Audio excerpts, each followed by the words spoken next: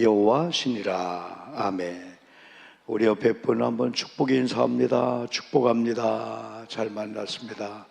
은혜 받읍시다. 그래요. 오늘은 2026년 8월 16일입니다. 절기로는 지난 8월 7일 입추가 지났고, 또 지난 금요일 날 8월 14일 말복이 지났고, 또 어제 8월 15일 날 광복절도 지났어. 오늘 우리 교회가 8.15 광복 81주년, 81년 전 1945년 8월 15일 날 광복이 된 거죠. 그래서 광복 81주년을 맞이하면서 하나님 사랑, 나라 사랑 한번 따라해 볼까요? 하나님 사랑, 나라 사랑. 세 분이 밥을 안 먹고 왔어. 지금 볼 때냐, 왜 이렇게 힘이 없어? 여름을 타나? 다시 한번 하나님 사랑, 나라 사랑. 이렇게 내일 다시 한번 하나님 사랑, 나라 사랑 제목으로 같이 은혜를 받는데, 첫 번째가 예레미야의 하나님 사랑을 우리가 한번 알아야 돼요. 예레미야가 어떻게 하나님을 사랑했고 나라 사랑을 얼마나 예레미야가 했는지. 예레미야 선지자가 활동하던 시기는 남쪽 유다가 바벨론 포로 생활 가운데 고통과 고난을 당한 때입니다. 왕이 없던 사사기 시대에 백성들이 자기 생각으로 살았다. 사사시대가. 그러면서 왕을 요구했을 때 아직 그때가 안 됐는데 하나님께서 그들의 요구대로 왕을 주셔요. 그래서 초대 왕이 사울이었어요. 40년. 또 두 번째 왕이 다윗이었고 40년 기간. 세 번째 왕이 솔로몬이었는데, 물론 사울도 처음에는 준수했고 하나님의 인정을 받았어요. 마지막에 스스로 칼을 자기 배에 대고 죽는 아주 비극으로 끝납니다. 다윗은 소년 때 하나님의 인정을 받았고 40년 동안 다윗의 왕을 여러분 있는 동안에 헤브론에서 한 7년, 예루살렘에서 33년 동안에 진짜 아름다운 다윗이었어요. 소년 때부터 마지막 열왕기 상 2장에서 솔로몬 앞에 죽을 때도 정말 신앙의 아름다운 모습을 보여준 다윗 왕이었어요. 근데 그 아들 솔로몬이 왕이 되면서 역시 솔로몬도 처음에 늘 전번제를 드리고 진짜 하나님 앞에 인정을 받는 왕이었는데, 정치를 하다 보니까 하나님을 잃어버리고 사람들의 총애를 받고 사람들 앞에 군림하다가 마지막에 실정을 했어요. 그러면 솔로몬 이후에 나라가 두 나라가 쫙 이스라엘과 갈라지게 된 거예요. 그래서 남쪽으로는 유다, 북쪽으로는 이스라엘로 갈라진 거예요. 북쪽 이스라엘은 사마리아를 중심으로, 남쪽 유다는 예루살렘을 중심으로 쫙 갈라지게 된 거예요. 그런 가운데 남쪽 유다도 북쪽 이스라엘도 쭉 왕들과 여러분 이렇게 진행해 오다가 여러분 BC, 예수님이 태어나신 한 722년에 망하게 되는 거예요. 아시리아 포로로 잡혀가서 완전히 망하고, 결국은 바벨론도 여러분 남쪽 유다도 바벨론 포로로 잡혀가서 70년 동안 종사되게 되는 거예요.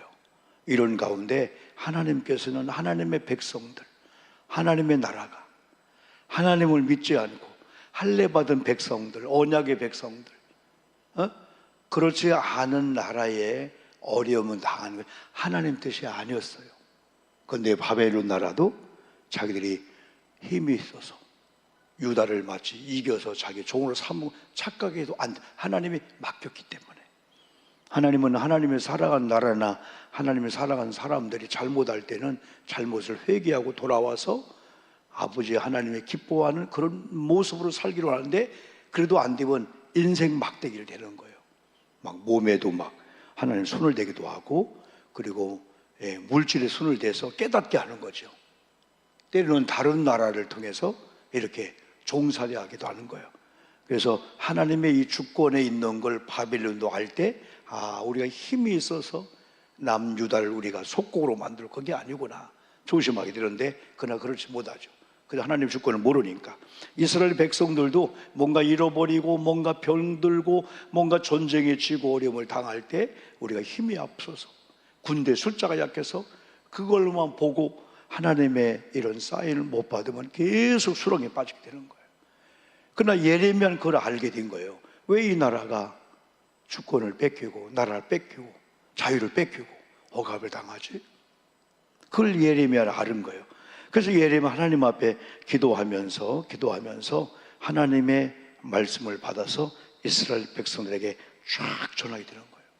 먼저 예레미야는 우리 유다가 이런 나라가 아닌데 하나님이 보호하시고 하나님이 함께한 나라인데 오늘날 바벨론 포로로 잡혀가니까 옛날 일제 36년 강점기 우리 경험한 분 있잖아요. 우리는 경험하지 않았지만은 역사를 통해서 이야 나라를 뺏긴 이 어려움이 이 정도였나? 자유를 뺏겼다. 국권을 뺏기고 주권을 뺏기고 이야 우리가 이거 말로 우리는 역사를 봐서 그렇지 실제 경험한 분의 그 고통과 아픔은 야 나라가 힘이 없고 나라가 뺏기면 이런 고통을 당하는구나. 자유 대한민국 안에서 이렇게 자유롭게 예배하는 이 자유가 얼마나 소중한가를 너무나 자유로우니까 우리가 모르게 되는 거예요. 저 30일 동안 여러분 나름대로 좋아하던 음식을 거의 끊고 클린했다고 했잖아요. 그때가 되니까 야, 이 먹는 게 이게 소중했구나. 열흘 지나서 한 끼를 먹는데 그 한 끼가 이렇게 소중하구나. 한 달 지나면서 하루 세 끼를 먹을 수 있는데도 이제는 스스로가 절제되어서 하루에 한 끼 정도 먹는 게 그리 좋았던 것이 저절로 이게 몸에 익숙하지 않는 그런 어떤 클린되는 걸 보고도 이야 자유라 하는 거 이렇게 에어컨이 들어와요 이렇게 불이 들어와요 마이크가 여러분 들려와요 어느 날 마이크가 안 되는 거야 불이 나가는 거예요. 폭염 가운데 어느 도시가 전체 전기가 나갔어요. 여러분 경험해 봤어요? 에어컨 정도가 아니고 냉장고에 음식물이 안 되는 거예요. 물이 끊기는 거예요. 가스가 끊기는 거예요. 지금이 아무리 좋은 시대지만은 와이파이 하나하나만 끊겨도요 사람이 혼란이 옵니다. 아파트 40층에 사는 분들이 여러분 전기가 끊겼어요. 엘리베이터가 안 되는 거예요. 물이 끊겼어요. 하루 이틀은 견디죠. 화장실을 어떻게 할 거예요? 가스가 끊기는 거예요. 비큐이 아닐 겁니다. 좋은 시대에 하나만 부족해도 그런 어느 날 불이 들어왔어요. 야 냉장고가 정상 에어컨이 되네. 그때야 이 전기가 가스가 자유가 이렇게 중요하구나 할 때 자유를 잃어버린 경험이 있는 분들이 자유가 올 때 다시 한번 자유를 뺏기면 안 된다. 그러니까 몸부림을 치며 사람들이 나라를 지키려고 애를 쓰고 있는 거예요. 이 포로 가운데 남유다의 최고의 비극이 나라 뺏기고 국권과 주권 뺏기고 자유가 없고 억압을 당하는 것도 이게 보통 문제가 아니야. 그래서 저는 항상 우리 교우들, 권사님들 마찬가지고 우리 젊은 교우들에게 애들 방학 때 되면은 꼭 한번 데리고 갈 그게 뭐냐면 천안 쪽에 있는 독립기념관이에요. 하루에 다 보지를 못해요. 제대로 보려면 일주일을 보여야 돼. 선사 시대부터 지금까지 다 역사관들이 있거든요. 아이들이 책을 통해서 보았던 그걸 보므로 이거였어. 그 당시에 우리 발이 머무는 곳이 일제 치하 가운데 우리 조상들이 당한 그 고통과 그 어려움이야. 우리 기독교인들 또 독립운동하던 사람들 일본에게 천황에게 신사참배하지 않고 거꾸로 막 그냥 고춧가루 주는 건 두 번째고 사람이 구부리면 간지 구부릴 수 있는 괴짝을만 거기 집어넣게 되는 거냐. 그 상태로 그냥 말로 빛을 죽게 하는 거예요. 이런 고통들 최고 인간의 고통들. 어떤 드라마에서는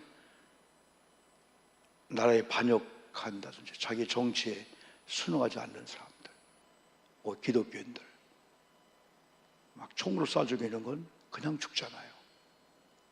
바다 파도가 치는데 십자가식으로 매달아가지고 파도가 얼굴을 계속 치게 하는 거예요. 이야, 그 고통을 그냥 피를 말려 죽이는 고통이죠. 그냥 나라를 뺏기니까 국권도 주권도 나라 자유도 뭐 공부하는 거 신앙의 자유 다 잃어버리는구나. 나라가 잃어버리니까. 바벨론 포로 생활 속에 70년 동안의 이 비극 중에서 예레미야는 그 정도가 아니었다는 거예요. 그 정도 육체 정신의 고통이 아니고 하나님의 백성들이 하나님을 찬양해야 되는데, 하나님의 이름을 불러야 되는데, 이렇게 자유롭게 예배해야 되는데 예배를 잃어버리게 되는 거예요. 그 과정이 시편 137편에 나오고 있어요. 시편 137편에 한번 화면 보면은 1절에 보니까 이런 말씀이, 우리가 바벨론의 여러 강변에 거기에 앉아서 시온을 기억하며 울었도다.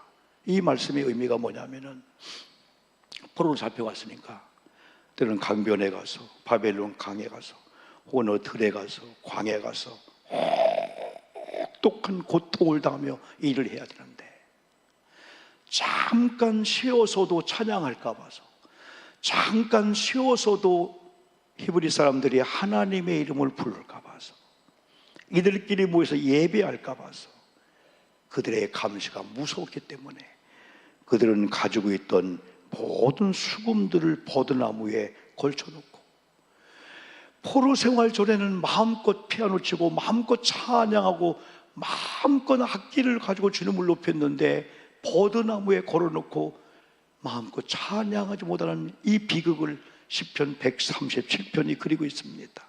심지어는 입으로 노래해야 되는데 입으로도 소리내서 노래하지 못하는 그런 상황에 처했기 때문에, 심지어는 더 나가서는 그들이 너 나와 하면서 하나님을 조롱하면서 너 예배 좀 드려봐, 찬송 좀 해봐, 노래 좀 해봐. 하나님을 경외한 사람들이 하나님을 사랑하며 진정으로 찬양해야 될 입술이 찬양의 도구가 장난치듯이 그렇게 하는 도구로 뺏겼을 때 차라리 그들은 내 입이 봉어리가 되었으면 좋겠다. 차라리 말을 하지 못하면 좋겠다. 말을 하지 못하면 저들이 저런 하나님 앞에 조롱하고 저런 일을 시키지 않을 건데, 이런 비극이 시편 137편 여러분 나오고 있습니다. 심지어 그들이 손을 가지고, 화면 안 나오나요? 악기를 다스릴 줄 알고 나오네요. 그런데 5절에 가보면 이런 말씀이 있어요. 한번 읽어볼까요? 5절이요. 그들의 재주, 그들의 손의 기술을 가지고 막 찬양을 하고 하는데 차라리 재주가 하나 없으면 좋겠다. 137편 5절 한번 보세요. 5절 오늘 화면 잘 안 나오네. 거기 보니까 예루살렘아 내가 너를 잊을진대 내 오른손이 그의 재주를 잊을지로다. 너 기타는 줘봐, 너 숨 줘봐. 이 실력을 잊어버린 거예요. 차라리 잊어버렸으면 좋겠다. 그냥 저들이 놀이감이 되면 좋지 않아서. 여러분 6절 혹시 나옵니까? 왜 화면이 안 들어가죠? 6절에 한번 나올까요? 6절도 보면은 내가 예루살렘을 기억하지 아니하거나 내가 가장 즐거워한 것보다 더 즐거워하지 아니할진대 내 혀가 내 입천장에 붙었으면 좋겠다. 여러분, 지금 우리가 자유로운 가운데 우리가 성경을 읽고 찬양할 때, 이야, 오늘날 내가 말하고 싶어도 말이 안 됐는데, 눈이 지근지근해 성경 안 보이는데 보여지네. 그때 우리는 정독을 하게 될 거예요.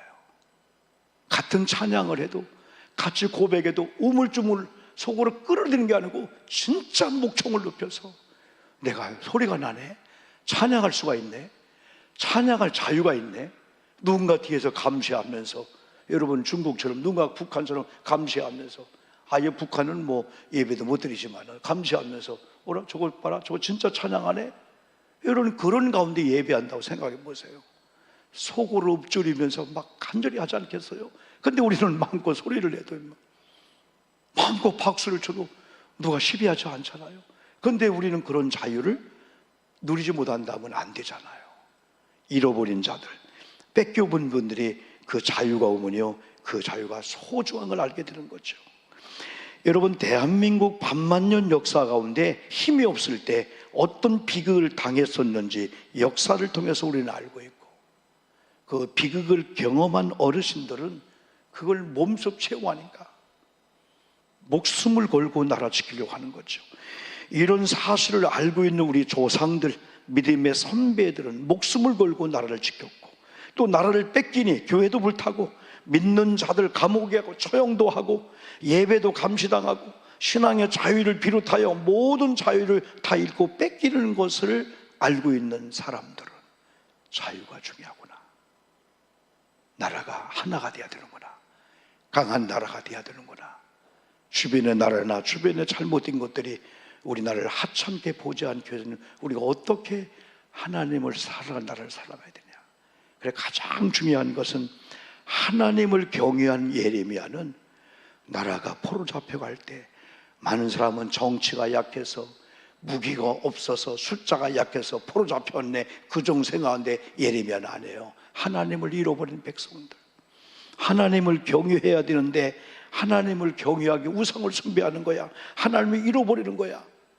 그러면서 가장 중요한 도덕 윤리로 깨끗한 거, 국력을 신장하고 무기를 갖추고 군대 용병들을 만드는, 그것보다도 먼저 하나님을 떠났던 백성들, 하나님을 계신 자리에 우상을 섬기고 자기 의를, 자기 주장을 넘겼던 이런 것들이 다 회개되고 하나님께 돌아오는 것이, 예레미야는 하나님의 말씀을 받았으니까 백성들을 바라볼 때마다 가슴이 답답함이 오는 거예요.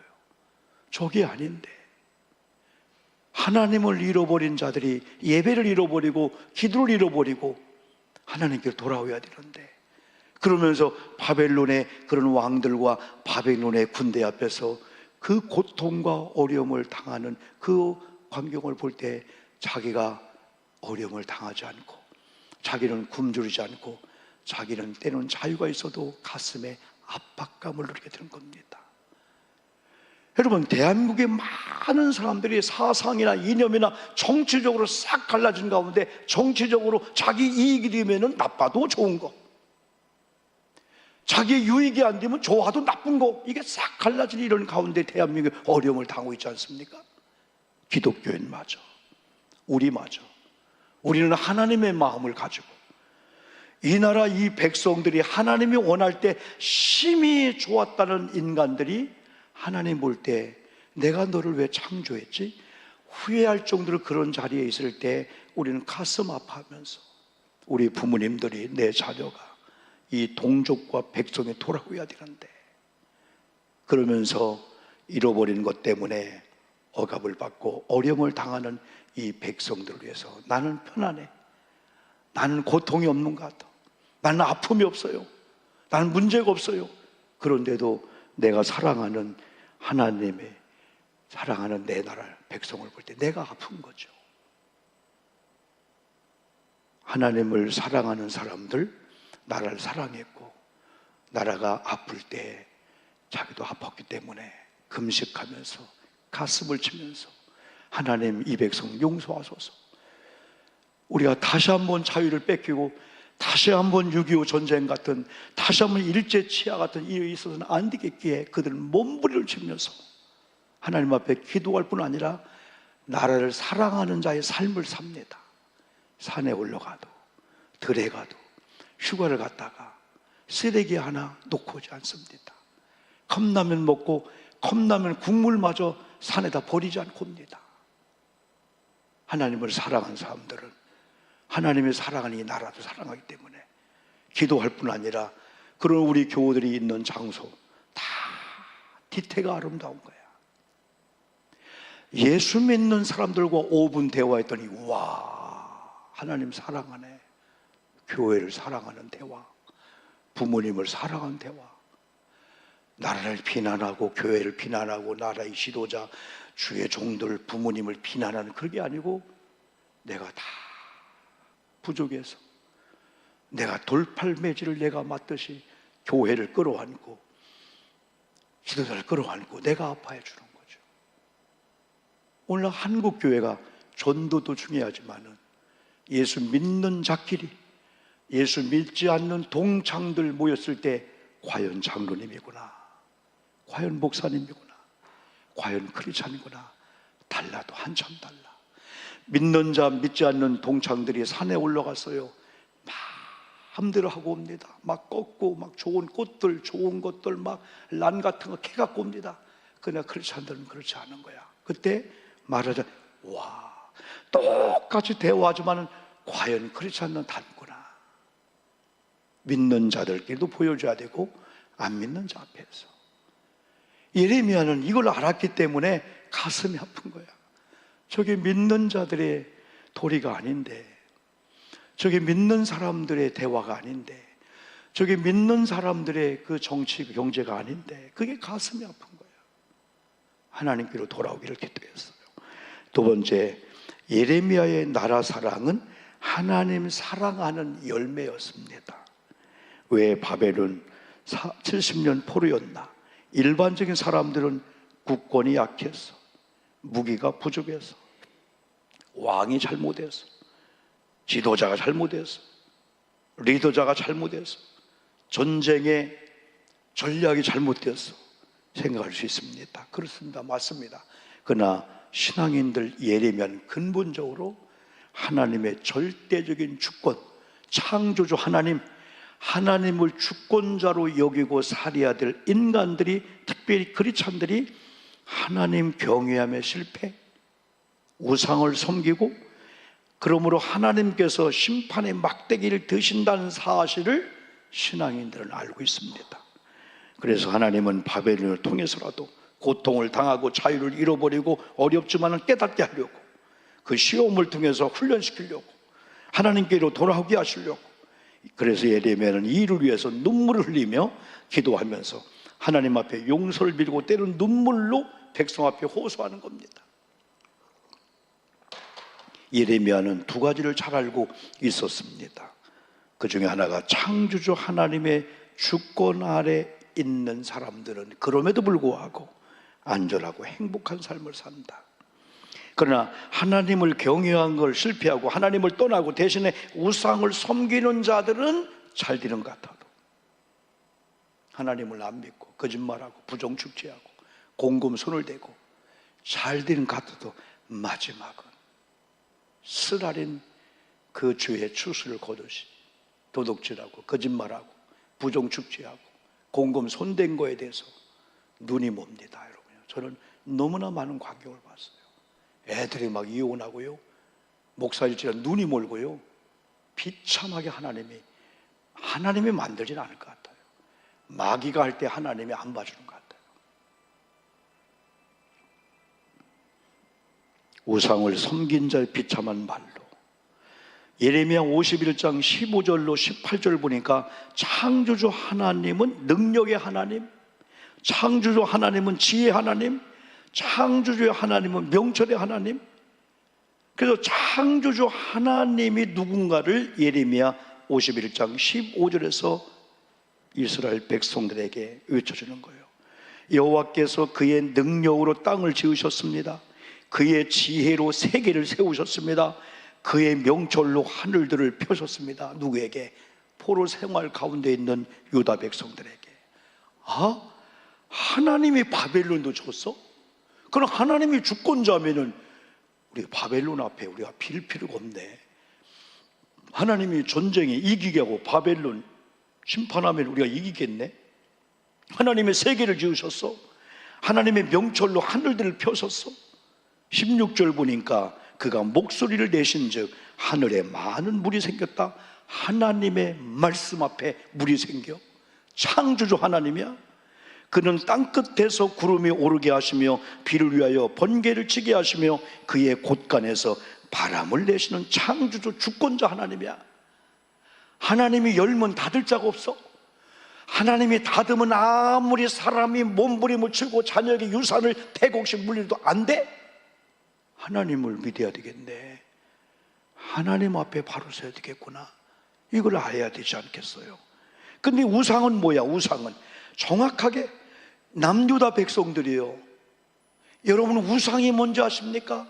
여러분, 하나님 경외하며 실패하고 하나님이 계시해야 할 자리에 그냥 아무도 없는 게 아니라 우상이 들어왔다는 거예요. 17절 말씀 다시 한번 읽어볼까요? 뭐래요? 17절, 우상이 뭐냐? 사람마다, 시작, 사람마다 어리석고 무식하도다. 금장색마다 자기가 만드니요 그 속에 생기가 없다. 여러분, 사람이 왜 어리석습니까? 사람이 왜 무식합니까? 하나님이 인간을 지을 때 심히 좋았던 우리를 보고 하나님이 얼마나 기뻐했냐? 우리가 우상을 섬기니까. 하나님을 잃어버리고 우상을 섬기기 때문에 우리가 어리석은 자, 무식한 자가 된 거예요. 근데 여기서 우상의 신분이 뭐야? 우상의 정체성이 뭐냐 이거예요. 17절, 사람이 만든 게 우상이라는 거예요. 하나님은 우리가 만든 분이 아닙니다. 출애굽기 3장 14절, 하나님은 스스로 계신 하나님, 전에도 계시고 지금도 계시고 과거에도 미래도 계신 그 하나님, 창조주 하나님인데, 여러분, 사람은 하나님 만드셨지만은 우상은 사람이 만드는 거예요. 형상은 사람이 만드는 거예요. 여러분, 사람의 능력 있는 하나님의 자녀인 우리가 만드는 이것이 우리 위에 올라갈 수 있겠습니까? 우리의 지배를 받게 되는 거지요. 우리의 다스림을 받게 되는 거죠. 제가 일로 옮겨놓으면 일로 오는 거예요. 이게 나를 주관하지 못해요. 우상은 사람이 만든 건데, 두 번째는 뭐예요? 헛된 것이다. 생기가 없다. 조롱거리다. 징벌하시는 때에 멸망당할 것이다. 그런데 사람들은 사람이 만든 우상에 절하는 거예요. 우상을 섬기는 거예요. 여기서 우상은 형상도 있지만은 우리 마음에 하나님이 계셔야 될 자리에 자녀를 있게 하는 거예요. 돈이면 죄이지 뭘. 건강이면 죄이지.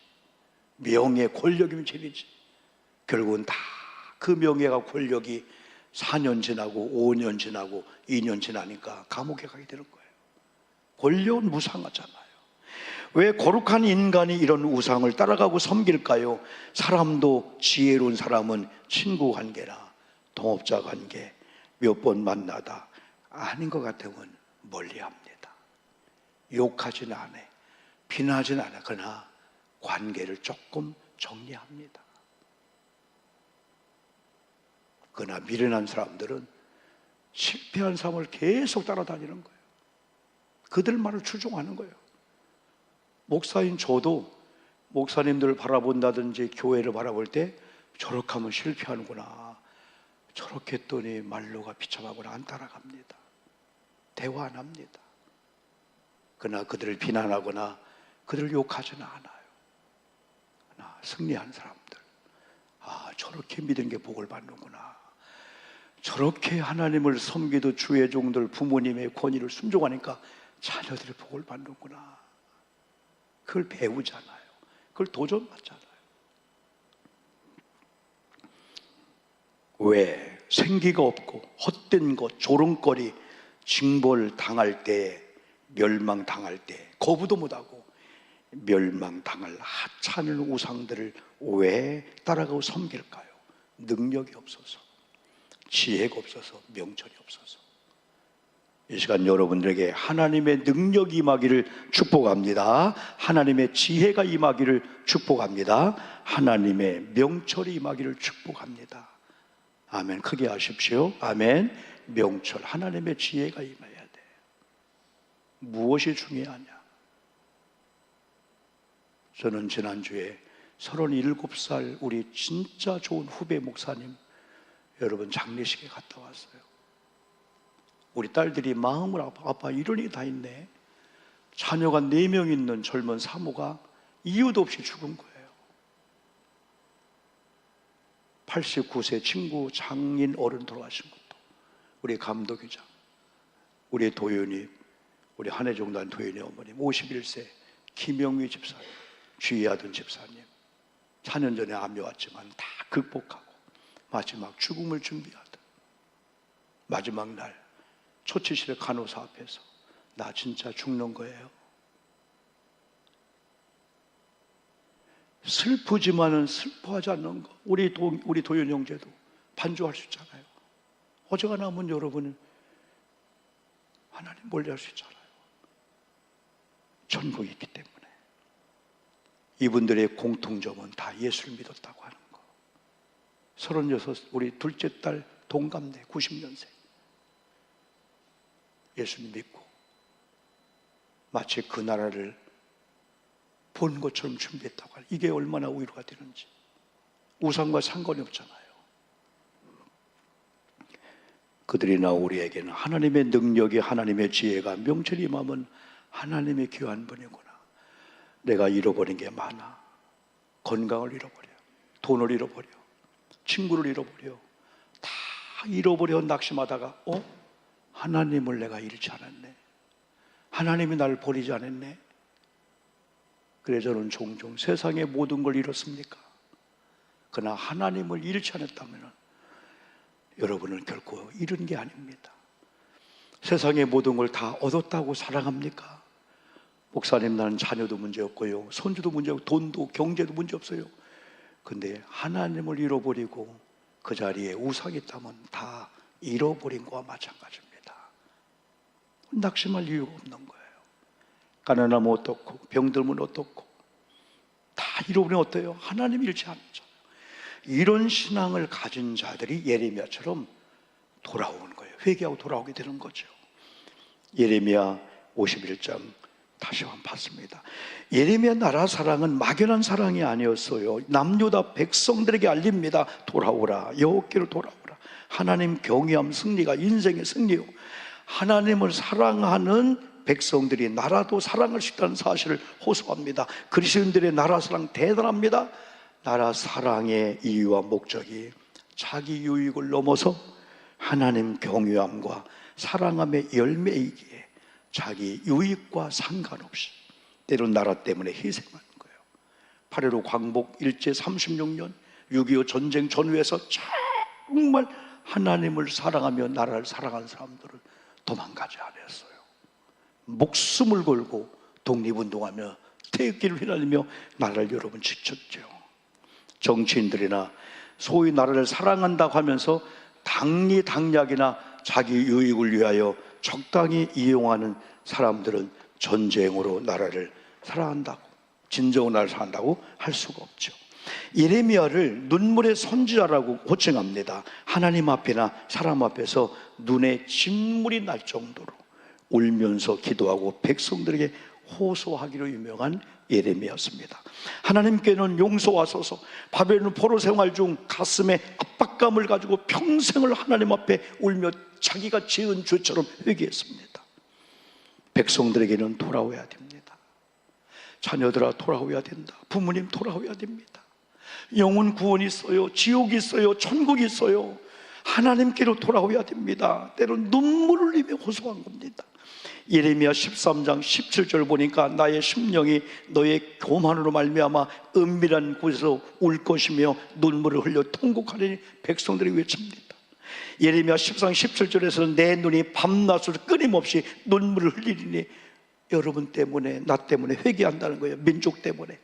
예레미야가 1장 16절에서는 이로 말미암아 내가 우니 내 눈에 눈물이 물같이 흘러내리며, 예레미야 애가 3장 48절 49절 보니까 딸 내 백성의 파멸로 말미암아 내 눈에서 눈물이 시내처럼 흐르는도다. 내 눈에 흐르는 눈물이 그치지 않고, 예레미야 9장 1절은 어찌하면 내 머리는 물이 되고 내 눈은 눈물 근원이 들고 죽임을 당한 딸 내 백성을 위하여 주야로 울리로다. 여러분, 시시한 눈물을 흘릴 필요가 없습니다. 그러나 자녀 영성을 위해서, 나의 신앙생활 왜 이렇지? 이 모습이 내 모습 아닌데, 한 번쯤은 가슴에 압박감을 내며 가슴 치면서 대한민국 왜 이렇지? 대형 정치가, 경제가, 한국교회 왜 이렇지? 지도자들 왜 이렇지? 한 번쯤은 가슴에 손 얹고 한 주간 동안 한번 통곡의 눈물 흘리면요, 통곡의 눈물 가운데 우리 죄, 우리의 쓴뿌리, 우리 속에 있는 더러운 이런 이 암적인 요소가요, 그때 빠져나오게 되는 거예요. 우리 눈물을 흘릴 때요, 진짜 통회하면서요, 와, 내가 이런 눈물을 달리네. 너무 기뻐서 울고 너무 슬퍼서 울고, 또 고통과 아픔 가운데는 회개하면 용서해 줄 주님의 그 은혜를 생각하니까 눈물이 나는 거예요. 하나님이 옳았습니다. 하나님 아직도 나를 사랑하고 있군요. 나를 사랑하기 때문에 매를 내시는군요. 어려움을 주는군요. 고통을 주는군요. 회개하는 그런 눈물의 위기가 있잖아요, 여러분요. 왜 그렇게 많이 울었을까요? 예레미야 눈물은 단순히 개인적으로 힘들어서 흘린 눈물 아닙니다. 백성의 죄를 보고 울었고, 회개하지 않는 완고함, 돌아오지 않는 고집 때문에 울었고, 다가오는 예루살렘의 멸망을 알고 울었습니다. 또 한 가지, 하나님께 눈물의 병에 내 눈물을 담아주시고 내 눈물의 성분을 파악한 다음에 반드시 하나님이 내 성물의 요소대로 이것이 나라를 홀려서 올렸다면 이걸 백성을 위해서, 자신을 위해서 회개하면서 다른 사람을 통해서 핍박받을 때 하나님 앞에 신앙을 지키며 눈물을 흘렸다면 하나님이 이 성분의 요소를 파악하시고 반드시 눈물병의 축복의 그런 은총으로 대신해 줄 걸 믿었기 때문에 그는 하나님 앞에 마음 구르는 거예요. 마음 구르는 거예요. 마지막으로 대한민국의 가장 큰 힘은 하나가 되는 것입니다. 이스라엘 백성은 흩어진 것 같아도 하나가 될 때가 있었습니다. 야훼 하나님, 여호와 하나님을 부를 때입니다. 우리 교인들이 정치 얘기하다가 싹 갈렸다가 우리 기도합시다 할 때 하나가 돼야 되는데, 어떤 교회는 기도합시다, 예배합시다 하다가 정치에 가면 싹 갈려서 되는 거예요. 신앙 위에 정치가 있는 거예요. 그러나 이스라엘 백성은 싸우다가도 여호와 하면 하나가 된 거예요. 야훼 하나님, 여호와의 하나님 부를 때, 아브라함의 하나님, 이삭의 하나님, 야곱의 하나님 부를 때입니다. 오늘 19절 한번 읽어볼까요? 다시 한번요. 19절. 야곱의 분깃은 그와 같지 아니하시니 그는 만물을 지으신 분이요 이스라엘은 그의 소유인 지파라. 그의 이름은 만군의 여호와시라 할 때 야곱이 누굽니까? 이스라엘 백성은 싸우다가도 아브라함, 이삭, 야곱, 우리가 같은 아브라함의 족속이었네, 아브라함의 자손이었네. 대한민국이 하나 된 것 두 가지가 있습니다. 하나는 애국가입니다. 또 하나는 태극기입니다. 1절만 불러볼까 한번요? 1절만요? 4절까지 집에서 한번 불러보세요. 한번요. 애국가를 부를 때 싸우다가 대하면 하나가 되는 거예요. 구심점 있는 거예요.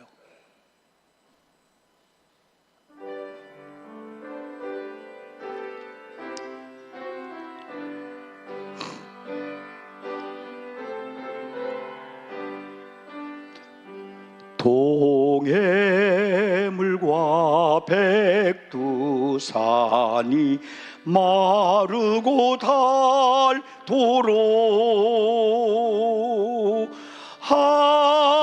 하나님이 보호하사 우리나라 만세. 무궁화 삼천리 화려가 항산 대한사람 대한으로 길이 보전하세. 태극기가 여러분 주부에 있습니다. 우리 아이들 보고 오늘 집에 가서 너 태극기 좀 그려봐라 하면은 잘못 그리면 안 되잖아요. 그 의미를 위해서 주부에다가 한번 냈습니다. 뭐가 위고 뭐가 아래인가, 뭐가 위고 뭐가 아래인가, 건곤감리의 의미가 뭔가. 하나는 하늘, 하나는 땅, 하나는 물, 불을 의미하는 통합이고 하나 되는 거예요. 여러분 금조한조한 동안에 한번 애국가를 많이 불러보시고 또 태극기를 한번 그려보고 태극기를 한번 여러분 생각하면서, 이건 다른 어떤 분의 전유물이 아닙니다. 우리 국기입니다. 국가가 있고 국기가 있잖아요. 이 나라가 사는 분 예레미야 말씀을 잘 듣고 우리부터 이 말씀의 원리로 돌아온다면 아마 여러분 때문에 대한민국 소망이 있고 다시 한번 하나님의 광복의 기쁨을 우리나라에게 다시 계속 주게 될 줄 믿습니다. 우리 여러분, 우리 찬송입니다. 찬송 580장 한번 부르고 봉헌하는 시간을 갖겠습니다.